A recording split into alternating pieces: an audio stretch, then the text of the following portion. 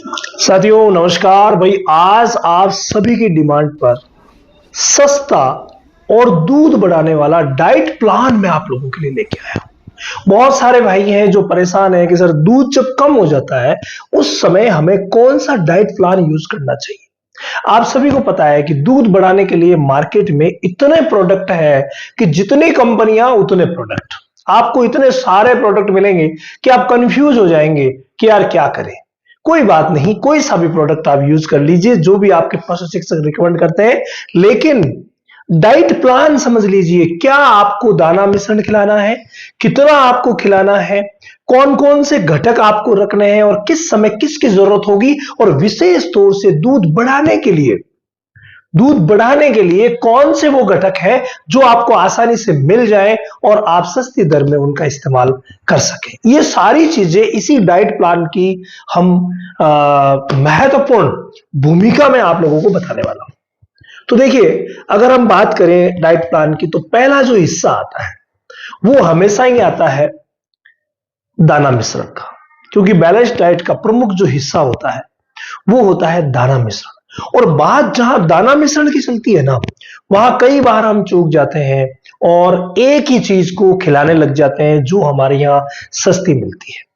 हमें इस चीज का पूरा ध्यान रखना है कि जो हमारे यहाँ सस्ती मिलती है उसी का इस्तेमाल करें, लेकिन बैलेंस्ड होना चाहिए। बैलेंस्ड का मतलब, जब आप अनाज दे रहे हैं, भाई अनाज आपके एरिया में जो भी मिल रहा है, मक्का आप जरूर ऐड कीजिए। गर्मी का मौसम है तो बाजरा ऐड कर दीजिए, सॉरी सर्दी का मौसम है तो बाजरा ऐड कर दीजिए, गर्मी का मौसम है तो जौ ऐड कर दीजिए। मक्का आप हमेशा दे सकते हैं, गेहूं आप हमेशा दे सकते हैं।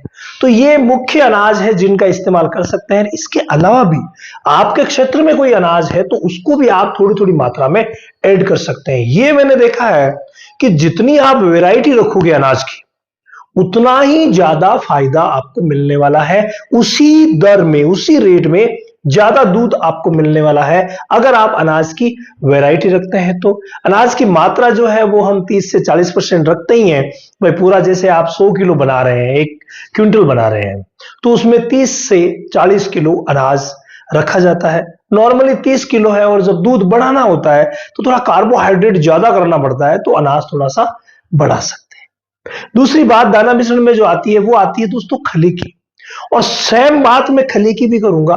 बिनोला की खल सभी जगह प्रचलन में है, बहुत अच्छी है, लेकिन आप प्रयास कीजिए कि बिनोला के साथ आपके क्षेत्र में कौन सी खल सस्ती मिलती है उसको भी आप जरूर साथ में ऐड कीजिए। अगर हम खली की बात करें तो भाई आपके एरिया में सोयाबीन, आपके एरिया में सनफ्लावर की खल, मूंगफली की खल, सरसों की खल कौन सी मिल रही है, कौन सी सस्ती है, कौन सी आपके पशु जो है वो चाव से खा रहे हैं, और डाइजेशन में कौन सी बेस्ट है, इसको आप देखते हुए खली की भी आप वैरायटी रखिए तो बहुत अच्छा रहेगा।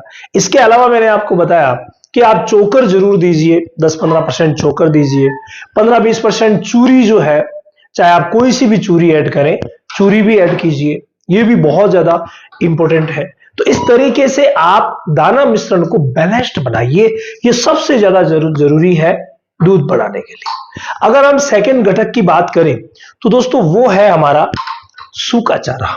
जी हां, सूखा चारा भी उतना ही इंपॉर्टेंट, सॉरी हरा चारा भी उतना ही इंपॉर्टेंट है जितना सूखा चारा है।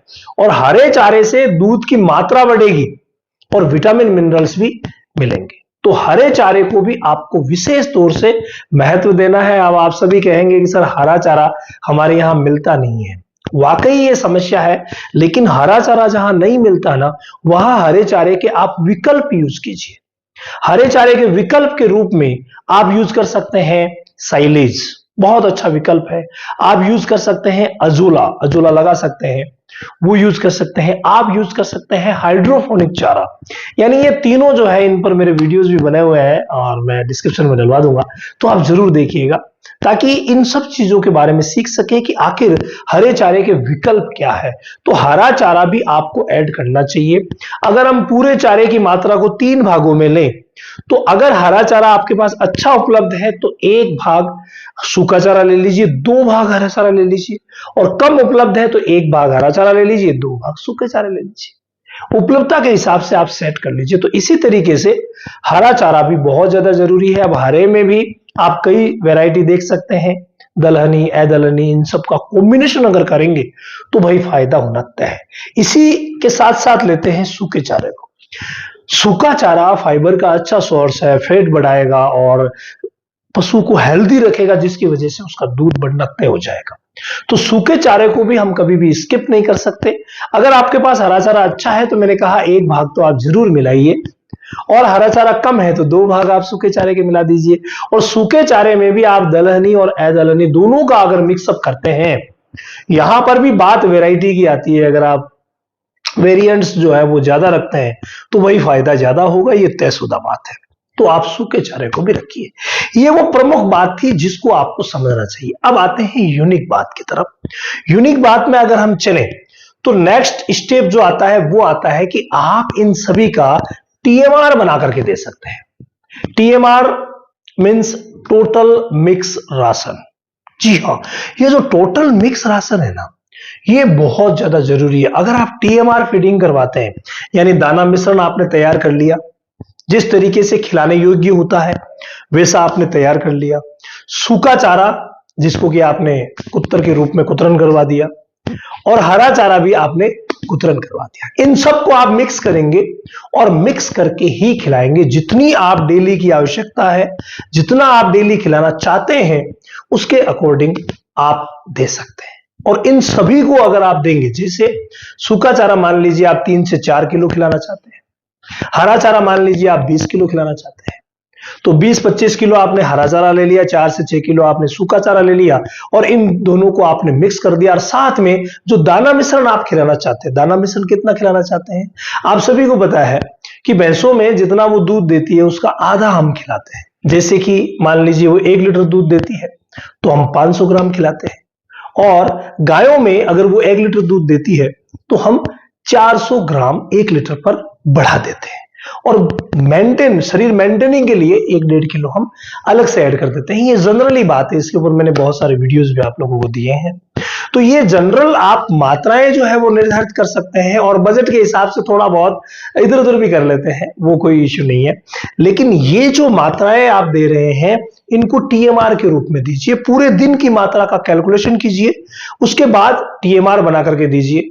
अगर आप टीएमआर फीडिंग, यहां पर टाइम का भी बहुत ज्यादा इंपॉर्टेंस है, क्योंकि पशुओं में भी आप सभी को पता है कि जिस तरीके से लार ग्रंथियां वर्क करती है, उसी तरीके से एक निश्चित समय रख करके हमें खिलाना चाहिए, जिससे भी उसी दाना मिश्रण और हरे चारे सूखे चारे से हम ज्यादा फायदा ले सकते हैं। तो टीएमआर आपने बनाया, अगर आप 2 टाइम खिला रहे हैं तो सुबह और शाम 2 टाइम खिला दीजिए, और अगर आप 3 टाइम खिला सकें तो और भी बेस्ट है कि आप 3 टाइम खिला दीजिए, ये सबसे बेस्ट रहता है। इसके अलावा मान लीजिए कोई भाई टीएमआर नहीं बनाते हैं, तो वहां सूखे चारे को आप सबसे पहले खिलाइए ताकि लार की मात्रा अच्छी बने। उसके बाद आप हरा चारा और दाना मिश्रण दीजिए। कई भाई ऐसे भी सेट करते हैं कि हरे चारे को दोपहर के समय देते हैं, सुबह सूखा चारा दिया, उसके बाद दाना मिश्रण दिया, जो आधा भाग देते हैं। दोपहर में हरा चारा दिया, शाम को फिर से सूखा चारा, फिर से दाना मिश्रण। इस तरीके से भी सेट कर सकते हैं, ये भी बहुत अच्छा है। तो आप अपने एरिया में जो तरीका प्रचलन में है, उसके हिसाब से आप इसे सेट कर सकते हैं। इसके अलावा अगर हम बात करें तो वो सबसे इंपॉर्टेंट बात है, और वो है पानी की उपलब्धता। दोस्तों, अगर आपने पानी की उपलब्धता अच्छी नहीं रखी तो आप मान के चलिए कि आप प्रोडक्शन में बिछड़ जाएंगे। इसके लिए क्या करें? जब भी पशु को प्यास लगे उसे पानी मिलना चाहिए, ये बहुत ज्यादा जरूरी है। इसके लिए ऐसी व्यवस्थाएं करें कि पानी उसके लिए हर वक्त उपलब्ध रहे, ये बहुत ही शानदार रहेगा दूध बढ़ाने के लिए। स्वच्छ पानी हो, गंदा पानी ना हो, ऐसा नहीं फंगस लगा हुआ या कोई भी इंफेक्शन हो रखा है पानी में, वो नहीं होना चाहिए। शुद्ध पानी होना चाहिए, स्वच्छ पानी होना चाहिए। इसके अलावा पीने लायक होना चाहिए। गर्मी के मौसम में गर्म ना हो, हल्का शीतल ठंडा हो, और सर्दी के मौसम में ठंडा ना हो, हल्का सा गर्म हो। चाहे आप बोरवेल से ताजा निकाल करके पिलाएं, या मान लीजिए पहले से पड़ा है तो उसे आप थोड़ा सा गर्म पानी मिला करके और पिलाएं। ये बहुत ही बेस्ट रहता है दूध बढ़ाने के लिए। फ्री का तरीका है ये, और बहुत अच्छा तरीका भी है, तो इसका भी आप इस्तेमाल कर सकते हैं। तो पानी की उपलब्धता आप हमेशा रखिए, कोशिश कीजिए कि पानी जो है वो अच्छा पानी, आप जैसा हम पीते हैं वैसे ही अपने पशुओं को पिलाइए, तो बहुत ही शानदार रहेगा। इसके अलावा अगर हम अगली बात करें तो वो है दोस्तों कैल्शियम की पूर्ति, विटामिन एंड मिनरल्स की पूर्ति। आप देसी जो चीजें हम देते हैं, जैसे यहां भाई ने लगाई है कैल्साइड पाउडर, तो आप कैल्साइड पाउडर दे सकते हैं कैल्शियम की पूर्ति के लिए। आप डाई कैल्शियम फॉस्फेट दे सकते हैं कैल्शियम की पूर्ति के लिए। आप चूने का पानी दे सकते हैं, आप खाने वाला चूना दे सकते हैं। ये सभी चीजें कैल्शियम की पूर्ति के लिए, दूध बढ़ाने के लिए बहुत ज्यादा जरूरी है, तो ये आप देंगे। इसके अलावा आपको पता नहीं है कि आपके पशु के शरीर में किस मिनरल की कमी है, नहीं पता है, तो उसके लिए मिनरल मिक्सचर का कॉम्बो आपको देना चाहिए, मात्र 50 ग्राम रोज, ताकि खर्चा भी कम हो और हमें प्रोडक्शन भी अच्छा मिले। अब यहां मान लीजिए आप 25-30 ग्राम से 50 ग्राम तक कैल्साइड पाउडर दे रहे हैं, या डाई कैल्शियम फॉस्फेट दे रहे हैं, या चूने का पानी 100 ml 150 ml दे रहे हैं, तो वो तो दे ही रहे हैं, साथ में मिनरल मिक्सचर का कॉम्बो दे दीजिए। कम खर्च में दूध बढ़ाने का ये बहुत ही शानदार तरीका साबित होगा, क्योंकि घरेलू चीजें आप दे रहे हैं और साथ में ऑल ओवर मिनरल्स यहां से आ ही जाएंगे। हरा चारा, सूखा चारा और बैलेंस डाइट में सब कुछ मिल ही रहा है, तो ये बहुत ही शानदार साबित होगा आपके लिए। इसके अलावा जब हम दूध बढ़ाने के लिए कार्बोहाइड्रेट की मात्रा बढ़ाते हैं, मैंने पहले कहा अनाज को थोड़ा सा आप बढ़ा के देते हैं, तो वहां सप्ताह में 2 बार आपको मीठा सोडा भी देना चाहिए। 50 से 100 ग्राम रोज दे सकते हैं, सप्ताह में 2 बार दे दीजिए, बहुत है।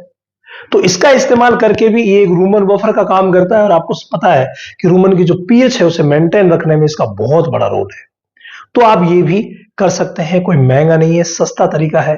इसके अलावा एक विशेष ध्यान रखिए कि हमेशा ही अपने पशु को डिवॉर्म रखिए। अब एक नियम बना लीजिए, एक ठप्पा लगा दीजिए कि मेरा पशु डिवॉर्म्ड है। डिवॉर्म्ड होने का मतलब है कि इसकी मैंने डिवॉर्मिंग कर दी है। डिवॉर्मिंग हर समय, मैंने पिछले वीडियो में भी आपको जानकारी दी थी, समय के हिसाब से आप दवा इस्तेमाल करके डिवॉर्मिंग कर दीजिए, ये बेस्ट रहता है। साल में 3 से 4 बार आपको करनी ही चाहिए डिवॉर्मिंग, पेट के कीड़े मारने की दवा, और फिर इन चीजों का कर दीजिए इस्तेमाल, फिर देखिए शानदार। एक बात और जो पीछे रह गई है, और वो बात है दोस्तों, नमक 3 प्रकार के।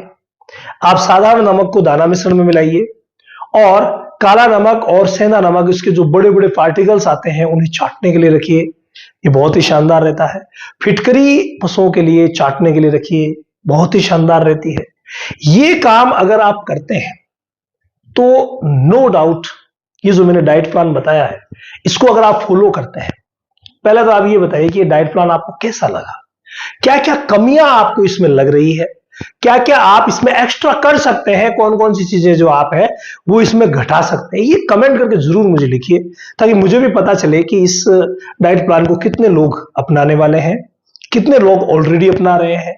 क्योंकि भाई हमारे जो रेगुलर व्यूअर हैं, जो पिछले 4 साल से 5 साल से हमें देख रहे हैं, वो तो इस मामले में पीछे है नहीं, और पशुपालन को सुधार ही रहे हैं। तो ये आप कमेंट करके जरूर बताइएगा। इसके अलावा अगर आपने अभी तक डेयरी फार्मिंग की ट्रेनिंग नहीं ली है ना, A to Z ट्रेनिंग, तो रामावत एनिमल ऐप पर यह ट्रेनिंग स्टार्ट हो गई है। हर महीने की 5 तारीख से स्टार्ट होती है ये 3 महीने की वो training, A to Z scientific based knowledge देने वाली ट्रेनिंग। एक बार सभी डेयरी फार्मर्स को ज्वाइन करनी ही चाहिए। अभी ये ट्रेनिंग मात्र डाटा खर्च में आपको मिल रही है, तो रामावत एनिमल ऐप पर जाइए और फायदा उठाइए। इन चीजों के अलावा आप कौन कौन सी इस्तेमाल करेंगे मुझे बताइएगा, क्या कमी रही है ये भी बताइएगा।